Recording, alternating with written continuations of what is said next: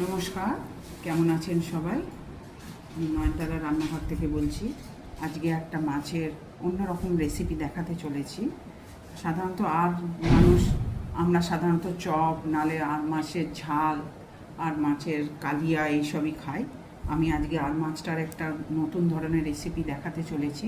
এটার নাম হচ্ছে গন্ধরাজ ফিউশন। আর এখানে আমার মাছটাকে আমি অল্প একটু গন্ধরাজ লেবুর রস আর নুন, হালকা একটু আমি হলুদ দিয়েছি, দিয়ে এটাকে আমি ভেজে রেখেছি।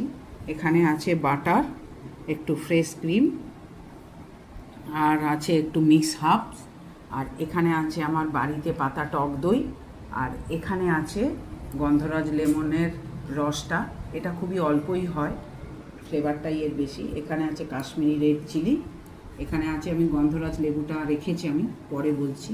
আর একটু আছে আমার গ্রেট করা গন্ধরাজ লেমনের জেস্ট, এখানে আছে রেড চিলি, আর এটা আছে চিলি ভিনিগার আর পেঁয়াজ বাটা, আর নুন তেল তো লাগবেই। এবার আমি এখানে যে লেমনের যে ইয়েটা আছে, এটা আমি এখানে রাব করে দিচ্ছি, তাহলে ফ্লেভারটা ভালো হবে। এমনি করে পুরোটা করে নেবে।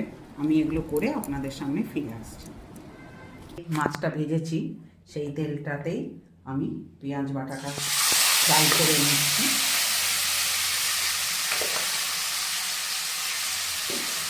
এটা খুবই টেস্টফুল হয়,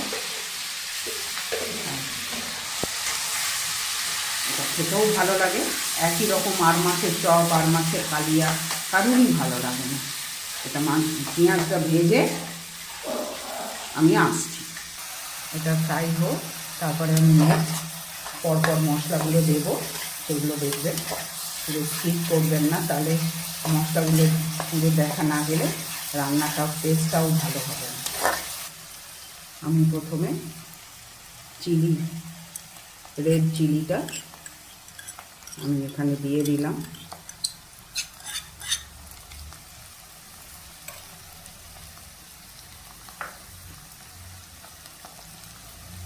এরপরে কাশ্মীরি রেড চিলিটাও দিয়ে দিলাম।